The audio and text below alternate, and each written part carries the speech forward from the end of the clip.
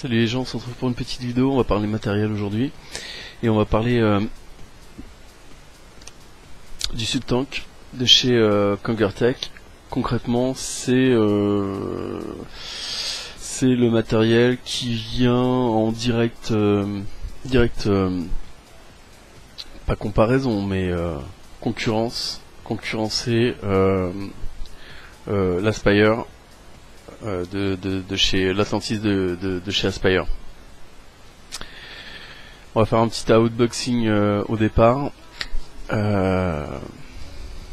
arrive dans cette petite boîte avec toujours ici le petit code pour vérifier l'authenticité de la bête. On ouvre. On a donc une autre petite boîte, subtank.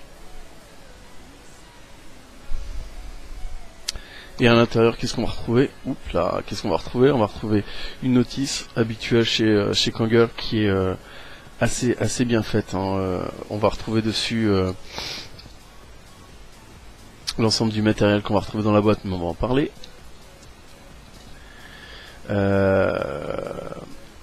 La manière de positionner du coton, mais c'est pareil, on va en reparler. On va retrouver le drip tip, la base. Ce qu'il faut savoir, c'est que dessus on a donc une notice qui est anglaise et française. Ça c'est plutôt pas mal, ça change. Ça change. Comment utiliser le fameux code. Et ça qui est super important, c'est qu'il faut d'abord amorcer, d'ailleurs comme pour l'Atlantis, il faut amorcer la résistance, les résistances qui sont fournies avec. On a normalement ici l'Atlantis, qu'est-ce que je dis, le subtank, mais que je ne remets pas dedans, et je vais vous expliquer tout de suite pourquoi. Parce que si je le remets dedans et que je le mets en position verticale, la bête fuit. Donc je sais, a priori j'ai été voir un petit peu sur le net et je suis pas le seul à avoir ce problème là, ça fuit quand même pas mal. Ce qu'il faut savoir, c'est que cette vidéo sera faite en plusieurs temps, parce que à l'intérieur on va retrouver également ceci. Hop là, ceci. Qu'est-ce qu'on a donc? On a en tout premier lieu une résistance de rechange. La résistance qui est montée de base, c'est une résistance en 0,6 ohm, donc subtank, parce qu'on est en dessous du ohm sub. Donc là on a une résistance à 1,2 ohm qui permet donc de monter notre bestiole sur n'importe quoi, et notamment des trucs qui seraient limités par exemple. On va retrouver donc du coton, je le disais. Alors on est sur un type de coton un petit peu comme on nous vend actuellement, quoi, du coton, voilà, du coton un peu voilà. Je vais pas donner les noms, mais vous aurez reconnu, et si vous connaissez pas, c'est du coton qu'on nous vend un petit peu plus cher que du coton classique, parce que il a soi-disant, c'est pas soi-disant, c'est qu'il crame moins vite et il a une meilleure capillarité. Donc voilà, du coton. On va retrouver un petit kit dedans avec un petit tournevis. Ça c'est habituel pour tout ce qui est reconstructible, mais là on vient de parler d'une résistance, alors je comprends pas trop, vous allez comprendre tout de suite. Donc on a un petit tournevis, des petites résistances déjà toutes faites, et qui sont bien faites même, hein. Si on regarde les petites choses, elles sont bien faites. On est sur de la résistance plutôt pas mal. Voilà. Et des petites vis qui vont ici. Voilà, des fois qu'on les perde. Pourquoi on pourrait les perdre? Parce que le gros truc qui est génial dans ce clearomiseur, c'est qu'il est également reconstructible, et pas reconstructible via les résistances qui sont fournies, donc les résistances BVC, mais par ce petit plateau en fait. on a la possibilité de changer la résistance qui est là, montée à l'intérieur, donc carré, par ce petit plateau, cette petite cloche ici, sur laquelle est prémontée déjà de base. Hop là, un double coil. Je sais pas si je vais y arriver. J'ai pas voulu sortir le matériel pour faire du gros plan, machin, tout ça, parce que ça me faisait chier en fait. donc voilà. Hop là. Petite résistance montée. Voilà, comme ça. Et qui nous permet de transformer un clearomiseur en reconstructible. C'est juste excellent. Juste excellent, moi je trouve ça trop fort. Je l'ai pas encore testé comme ça, c'est pour ça que cette vidéo elle sera en plusieurs parties, parce que je le testerai également en mode reconstructible, et je vous donnerai mes impressions à ce moment-là. On a enfin donc le pourquoi des deux petites vis, parce que en fait le plateau supérieur, le bottom, le top cap qui est donc ici, bottom top cap qui est donc ici, en fait doit être changé quand on utilise la cloche reconstructible, et on doit rajouter celle-ci à la place. Voilà. Il y en a un qui est un petit peu plus long que l'autre, c'est-à-dire quand on est en mode résistance, on a en fait la cheminée qui est plus longue, et quand on est en résistance reconstructible, on est avec ce top cap là. On va retrouver également un petit adaptateur pour monter sur les modes, parce que effectivement quand on est sur un mode 22 mm, c'est un petit peu plus grand, étant donné que si je reprends la fiche descriptive du produit, on est sur un diamètre de 25. Donc voilà, 25, ça fait trop large, donc on nous met au même titre que ce qu'on avait sur les ProTank, une petite bague d'adaptation. Mais ça on en parlera donc plus tard, quand j'aurai fait les autres tests de la bébête. Aujourd'hui on va donc le tester juste en mode classique, c'est-à-dire avec la résistance sur laquelle il est fourni, donc une résistance à 0,6 disais-je. On a un drip tip qui est fourni avec, voilà, un drip tip, je sais pas si c'est un drip tip classique, d'ailleurs on va vérifier ça tout de suite. On va prendre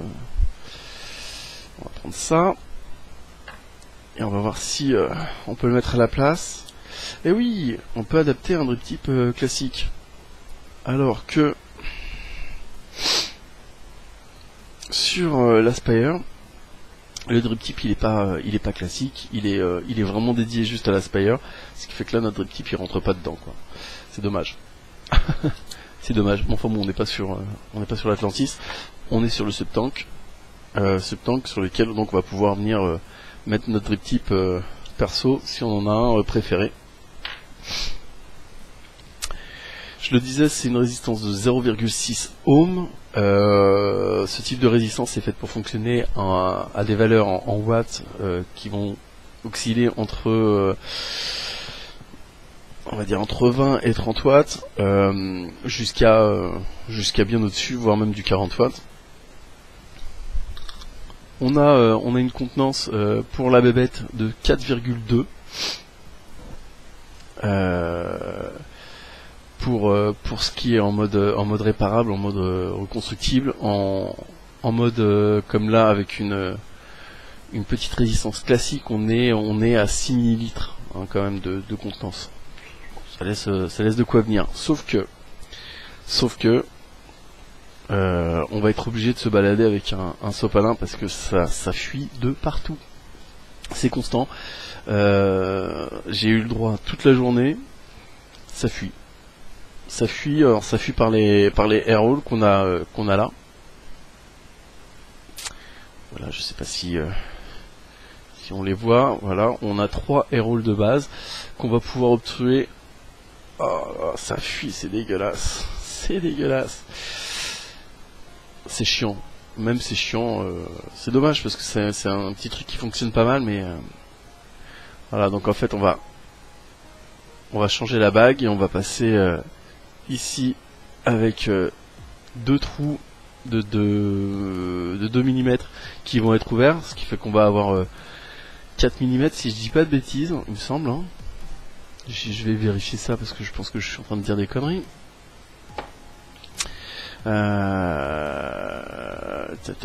Tac. Voilà, c'est ça, c'est des trous de 2 mm, donc je disais pas de conneries. On a soit un trou de 2 mm, soit deux trous de 2 mm, soit 4 mm d'airflow, soit 3 trous de 2 mm, soit 6 mm d'airflow. Ou alors en position complètement fermée. Et qu'est-ce que ça donne? On va commencer déjà par... Alors, on peut le mettre en position fermée, ce qui sert strictement à rien, parce que si tu vas tirer dessus, tu n'auras rien. On va le mettre d'abord en position un trou.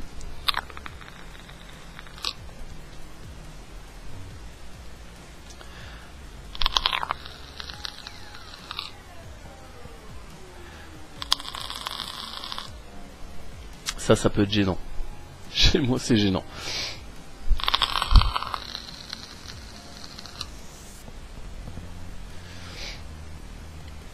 Ça fonctionne plutôt pas mal. On va passer en ouverture 4 mm, donc 2 trous ouverts et un trou fermé. C'est bien par les bagues d'airflow que ça dégueule quand même.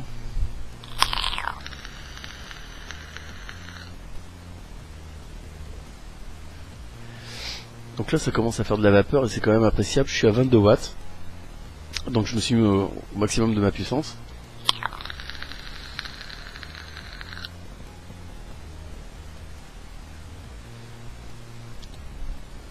Et ça envoie bien. On va passer maintenant à 6 mm. Ça dégueule quand même beaucoup, et plus le juice descend en fait, et plus ça dégueule. Je pense qu'il y a un problème de soit dans le bas du truc de la résistance, soit dans la cheminée en fait, qui fait que ça passe par en dessous et ça dégueule.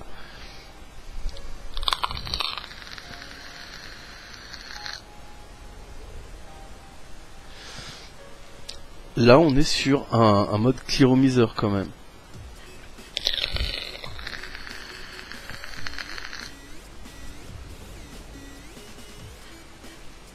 Je suis sur un juice qui est en 70-30. 70 PG, 30 VG.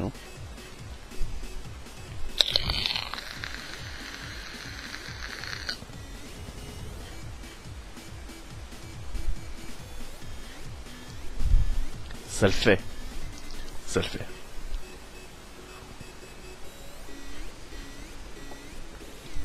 Ça donne soif. Un truc qui est sympathique dans ce clearomizer, c'est la bague. Je sais pas si on va le voir là, mais voilà. Le pôle positif, il est sur ressort. Donc quel que soit le type de mode que vous allez utiliser, qu'il soit comme celui-ci réglable via une vis ou comme sur hop là, comme sur le Vamo. Mettons que vous vouliez l'utiliser sur le Vamo, pourquoi pas. Pourquoi pas. Ça fera toujours contact parce qu'il dépasse suffisamment pour aller chercher la connexion en fait. Donc ça c'est bien. Ça c'est une bonne chose. Il est équipé donc de résistances de base, comme ceci, qui sont des résistances OCC. Alors OCC, je sais pas exactement ce que ça veut dire. Si quelqu'un a la définition, je veux bien, parce que je ne l'ai pas. Mais ça dégueule. Franchement, c'est désagréable le fait que ça dégueule comme ça.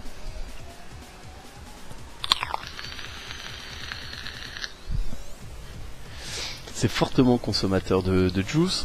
La basse résistance fait que vous allez en bouffer. Et tout comme l'Atlantis, en fait, on est sur un matériel qui qui va s'apparenter à du reconstructible, je parle au niveau du rendu, du reconstructible ou du dripper.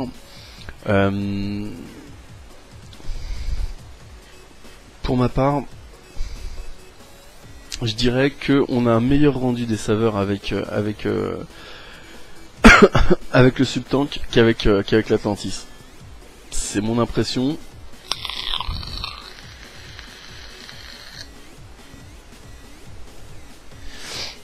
C'est mon impression et je la partage. Il va vous coûter, si je dis pas de bêtises, il a été acheté donc sur le petit vapoteur, et sur le petit vapoteur, on est à 39,90 €. Alors 39,90 €, ça peut paraître cher, et en même temps, pas tant que ça, parce qu'on se retrouve avec un clearomizer, oui, 2 résistances, une sub-ohm et une au-dessus, puisque 1,2. On se retrouve avec une cloche de reconstructible prémontée avec déjà 2 résistances qui sont en 0,5 ou 0,6. Plus 2 résistances supplémentaires déjà enroulées, on va dire, qui vous reste à monter sur le plateau. On se retrouve avec du coton. Voilà, 39,90 €, c'est pas excessif pour ce que c'est, pour le rendu que ça a.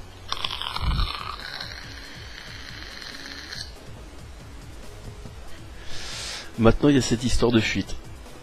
Cette histoire de fuite, moi je l'ai reçu, j'ai monté, je l'ai démonté, j'ai regardé la résistance, j'ai regardé comment c'était fait un petit peu à l'intérieur, j'ai foutu mon juice et j'ai vapé. Je l'ai pas entièrement démonté, retiré le tank qui est en Pyrex. Ce qui est certain, voilà, c'est que si vous cherchez quelque chose, si vous cherchez quelque chose qui peut vous faire plaisir, qui envoie de la vapeur, qui vous donne un rendu de saveur qui est relativement, qui est vraiment correct, ça c'est plutôt pas mal. Vous avez une grosse autonomie, ça reste relatif. 6 millilitres de liquide. Maintenant, les 6 millilitres, vous allez les bouffer comme du 2 millilitres d'un claireau classique. Surtout si vous montez dans des hautes puissances. 22 watts, là, je le descends rapidement, le tank.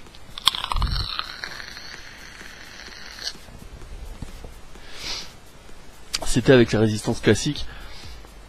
On se retrouve pour vous tout de suite, pour moi dans quelques temps, pour voir ce que ça donne avec les résistances montées avec la cloche directement, et voir si ça a un autre impact sur la bébête. Je pense que oui, il faudra voir. On se retrouve tout de suite. Ciao. Bien, on se retrouve donc comme promis sur le Subtank. J'ai utilisé les résistances prémontées. Voilà, c'est celles qui sont prémontées sur la cloche de base. Le coton, c'est le coton qui est fourni avec. Et on va voir ce que ça donne. Au préalable, j'ai changé donc le top cap de l'ATO. J'ai retiré celui qui était avec la résistance grand public ou industrielle. Et j'ai mis celui qui est destiné à être positionné en tout cas avec une résistance voilà, montée comme ça, assemblée de toutes pièces. Le coton, voilà. On va remonter notre petite cloche. Donc après chacun sa méthode. Moi personnellement je remonte mon coton à l'intérieur. Je viens visser la partie haute de ma cloche, et on voit que on va peut-être le voir, voilà, on voit difficilement, mais on voit quand même, il y a des trous en fait, il y a un trou ici, il y a un autre trou de l'autre côté. Ça c'est ce qui va permettre l'arrivée du juice. Voilà. Je vais donc descendre mon coton à l'intérieur et je vais essayer de pas trop le tasser pour pas empêcher en fait la capillarité se faire. En tassant trop le coton, ça peut voilà créer une petite comme un nœud en gros. Ça peut créer comme un nœud et du coup le juice monte pas. Voilà. Donc là c'est pas trop tassé en fait, on le sent de toute façon à partir du moment où ça commence à être un petit peu trop tassé, on sent une résistance sur le tournevis ou le truc qu'on utilise. Donc ça donne ça au final. Voilà.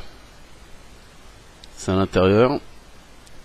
Ça prend bien l'ensemble de la poche.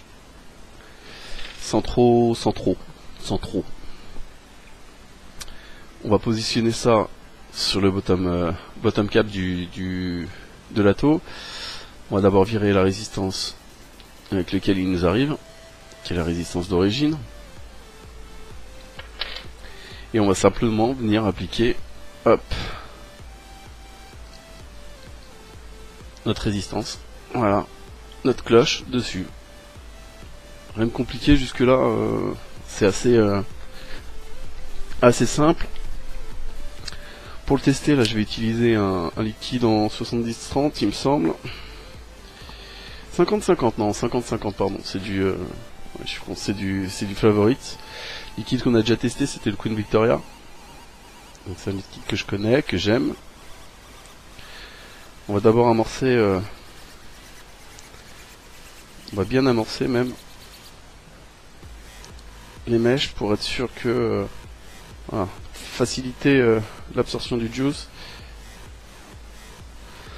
C'est amorcé. On va vérifier qu'il n'y ait pas de défaillance avant de remplir le tank.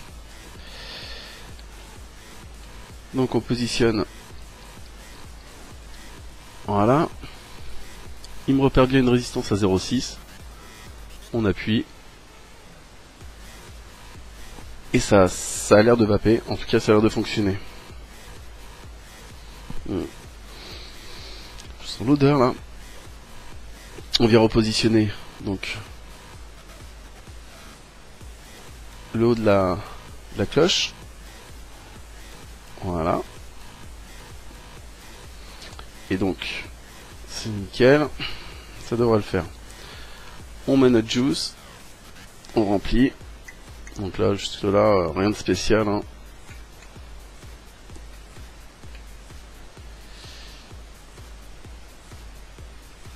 Voilà, on a le haut de la cheminée. On essaie de pas le dépasser.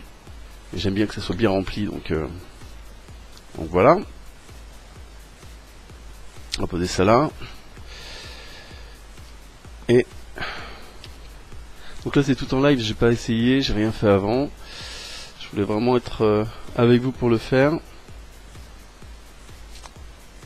J'essaye de comprendre de pourquoi ça fuit, mais j'ai comme l'impression qu'en fait ça vient du joint qui est là, mais bizarrement ça jouit pas, ça jouit. Oh c'était lapsus. Ça fuit par les airs de la bague. Bon, je sais pas, c'est bizarre. J'ai toujours pas compris par où ça fuit, hein, j'ai regardé, mais là j'ai bien vissé la cloche en dessous pour être sûr. On voit que je suis vraiment rempli au maximum. On va remonter ça donc sur le 722. On va monter les watts aussi un petit peu parce que je suis à 10 watts. Hop. Et on va voir ce que ça donne donc en live. Allez. On va aller au max. Espérons que j'ai assez de jus pour. Ah, la résistance a bougé, je suis à 0,5 maintenant. J'étais à 0,6 au départ. J'étais à 0,6 au départ et là je suis à 0,5. Allez, on a 22 watts.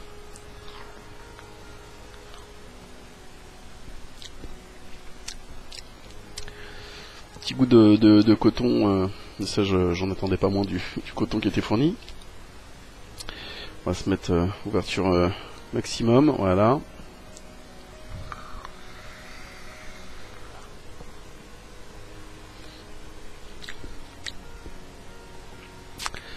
On a quand même malgré tout un goût. Hein.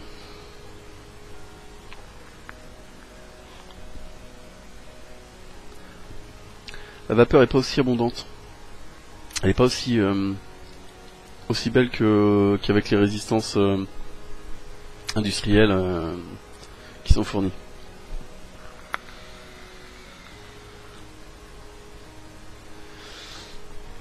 Mais on a quand même une belle vapeur. Là j'avoue que le 12 mg d'un coup là il sèche un peu. Hein. Putain. Ouais, c'est costaud quand même. Oh là, je suis mal positionné. Voilà.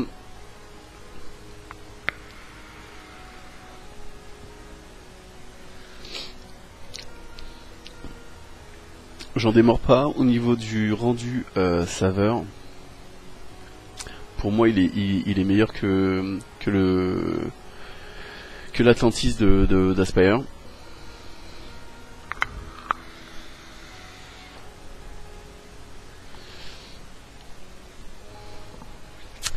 Là, ça envoie.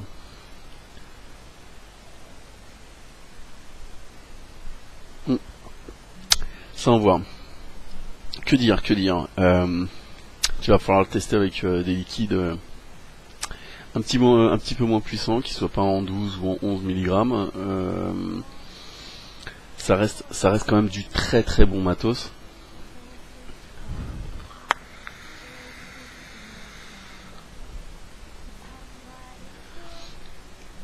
Ça envoie quand même bien. Pour moi, le rendu des saveurs est vraiment bien bien restitué. Perso, j'aurais peut-être une préférence en mode résistance prémontée, préfabriqué. Faudrait que je teste un de mes montages à moi. Je sais pas.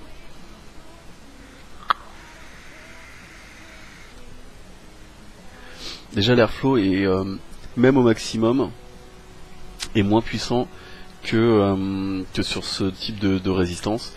Le fait de mettre du coton qui est la cloche, ça réduit l'airflow, donc du coup moins.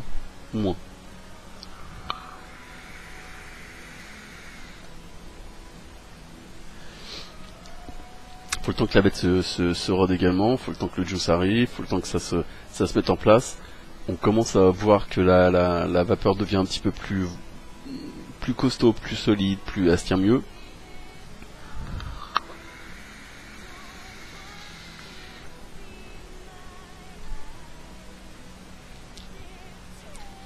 Et le goût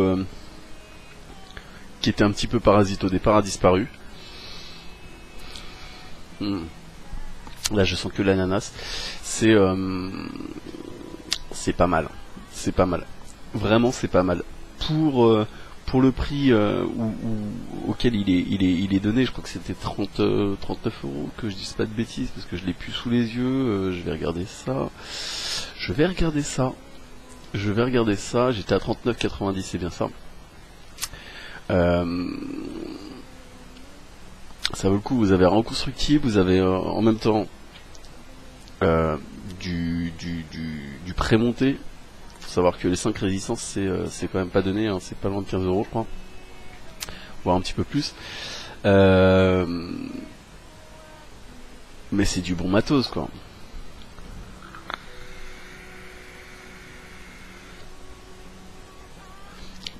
Moi j'aime beaucoup. Et effectivement, voilà, fallait lui laisser le temps. Là, le goût que j'avais au départ, c'est le goût d'accroche lié aux résistances qui sont neuves, lié au fait que ça soit des résistances elles sont faites en quoi, on ne sait pas. Euh, J'aime bien. Voilà, c'est vous dire. J'aime bien, j'aime bien. Nous en attendant, on va se retrouver bientôt et puis bah moi je vais continuer à tester cette petite bête là. Je vous ferai certainement un retour sur les fuites que j'ai, savoir si j'en ai eu aussi là-dessus. Pour l'instant, j'en ai pas. On verra en fin de cuve parce que j'ai remarqué que plus j'arrivais en fin de cuve et plus j'avais des fuites. Là pour l'instant,